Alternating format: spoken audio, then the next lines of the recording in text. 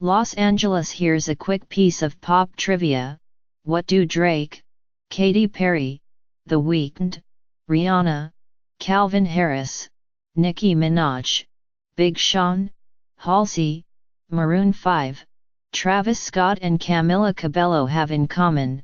The answer: in addition to big market share, melodies written by Starrah, perhaps the most ubiquitous force in music, who also happens to be completely obscure. An A-list studio presence for just 2 years, Starrah, 27, has tallied more than 6 billion streams on Spotify and YouTube alone, to say nothing of her innumerable radio plays bridging genres and genders as a songwriter on Fake Love by Drake, Needed Me by Rihanna, and Havana, Ms. Cabello's breakout single, which peaked at number 2 on the Billboard chart. Yet anyone would be forgiven for not recognizing her name, let alone her face, which in images and videos is frequently animated and always obfuscated by a carefully placed hand, a K-pop inspired panda mask, or, if she happens to slip up, and let a photographer capture her whole visage, an oversize emoji added after the fact. I like my privacy, Starrah said with a believably shy grin at a recording studio in the San Fernando Valley earlier this month, at her first extensive interview.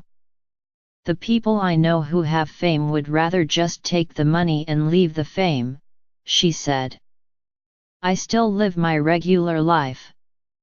Even in an industry known for its shadowy influences, the vocalist-born Brittany Hazard stands out for her anonymity and the improbability of her rise. Raised in a tiny Delaware beach town, the youngest of 9 siblings, Starrah cut her path through urban radio, crafting indelible, rap-sung hooks for strivers like Kid Ink and Dej Loaf, Be Real, Kevin Gates, Two Phones, and Travis Scott and Young Thug, Pick Up the Phone, before making the all-but unheard-of crossover to the overwhelmingly white echelons of top 40. She's brought urban music into pop, said the producer Circuit, known for his work with The Weeknd and Miley Cyrus. Somebody had to do it, with streaming now the top mode of listener consumption by far, up nearly 60% this year, and hip-hop/R&B easily outpacing any other genre. The Katy Perrys and Maroon 5s of the world needed an emissary. I used to be told, she's too urban for these studio sessions, Nick Jarger, Starrah's manager, said in an interview. But with the trends moving in one direction, cemented by #1 hits like Bad and Boy by Migos and Bodak Yellow, Money Moves by Cardi B, the industry started to realize that she's not one-dimensional, Mr. Jarger said. Starrah's sharp rise has also coincided with increased awareness from everyday fans of the sausage-making process. While liner notes were once the domain of obsessive record nerds, the internet has pulled back the curtain and democratized fame for stalwart behind-the-scenes creators. Songwriters have Instagram accounts, too, after all. Starrah recalled following the studio work of The Dream, Esther Dean, James Fauntleroy and Frank Ocean, then known as Lonnie Bro, on blogs as a teenager, and coveting their credits more than the spotlight. As the allure of Svengali-type songwriters like Dr. Luke and Max Martin has fallen out of fashion, if not out of radio rotation, a crop of young female polymaths, including Julia Michaels, Charlie XCX, and Emily Warren, has grown. Rather than muting their personalities, these songwriters/performers lend cred and rougher edges in addition to catchy choruses. For Starrah, who is gay and can sing as well as she can rap, code switching while remaining authentic to herself has always come easily. I grew up in the ghetto, she said. But around me, it was like a gilded curtain. Everyone else was hella wealthy. She attended Delaware State University, and became the first in her family to graduate. But on one early track, She sings of PTSD from my childhood, a SWAT team kicking down the door. I've seen both sides of the coin, she said. Initially inspired by street literature like Sister Souljah's The Coldest Winter Ever and female rappers like Eve and Nicki Minaj, hence her dexterity with syncopated flows and finding unobvious rhythmic pockets in a beat. Starrah also developed the omnivorous taste of the playlist generation. For some of her earliest compositions, she found acoustic covers of songs like Yellow by Coldplay and improvised on top of them. It was one such track titled Drank Up, which sampled the electronic song About You by XXYYXX, that first caught the ear of Mr. Jarjur online. I didn't know if she was a girl or a boy, 11 years old or 27 years old, he said, recalling the distinctiveness of her cadences. She was the most ambiguous person I'd ever heard. Starrah had moved to Los Angeles after college and was working at Urban Outfitters and Public Storage while pursuing music, posting now deleted songs to SoundCloud and selling hook demos for $150 on Instagram. Mr. Jarjur was impressed by her work ethic, both out of the studio and in it.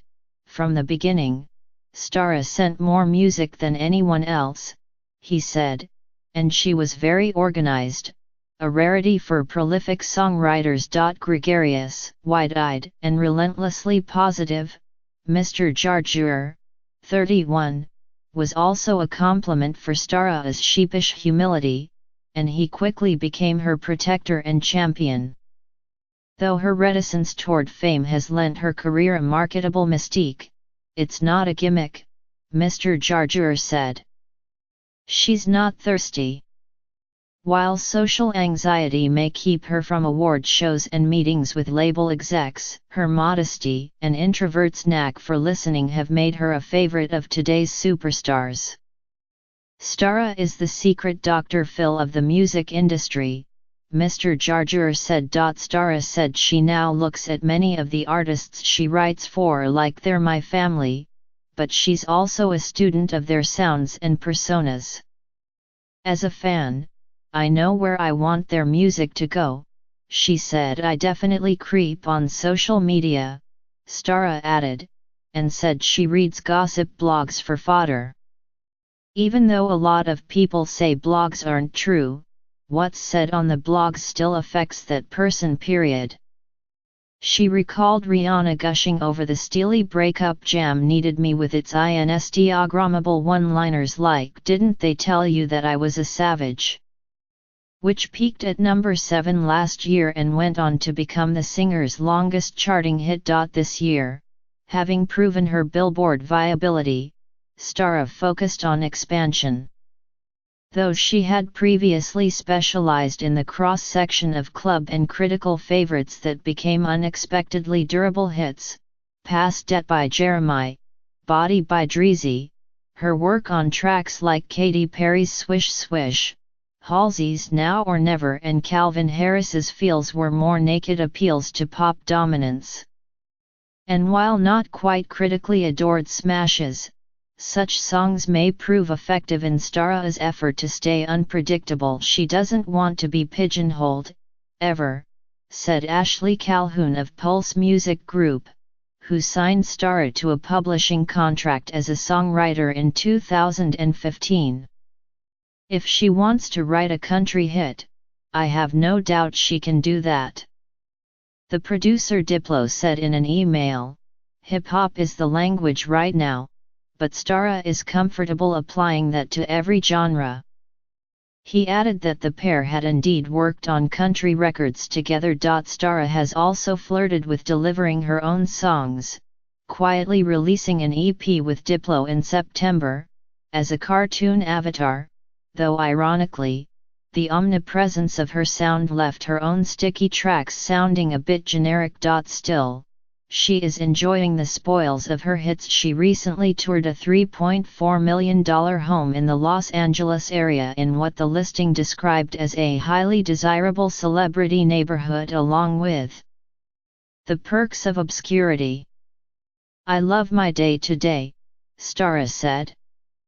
I don't want it to be crowded, or to ever affect me going home, being with my family, taking my nieces bowling or to the skating rink. The next afternoon, she was back in the studio, as if it were any other day job. While the producers Jason Evigan, with whom Starrah wrote Maroon 5's recent top 10 hit What Lovers Do, and Circut plinked around with a moody 80s synth line, Starrah sat silently in a corner, tapping lyrics into her phone. While many modern songwriters from Migos to SIA to Ed Sheeran tend to start with melodies, using gibberish as lyrics and then fit words in retroactively, Starrah writes lyrics first and then molds them to the production. After barely 10 minutes of hearing the looped riff, she stood up, ready. Circut laughed. She outwrote the beat, he said, rushing to finish his part as Starrah made her way to the darkened vocal booth. What she delivered, filtered through auto-tune, was a rush of tangled syllables and rat-a-tat repetition that somehow sounded familiar and was instantly hummable. In another half an hour, she had a first verse, chorus, and post-chorus down, and she left the microphone to write some more. Mr. Jarger estimated that Starrah had up to 800 such sketches. She paced the room searching for more inspiration, but not too hard. In an imperceptible instant, she decided it just wasn't happening that afternoon, exchanged a few pleasantries with her producers and was gone. Just as easily as she'd conjured future radio catnip, Starrah had clocked out.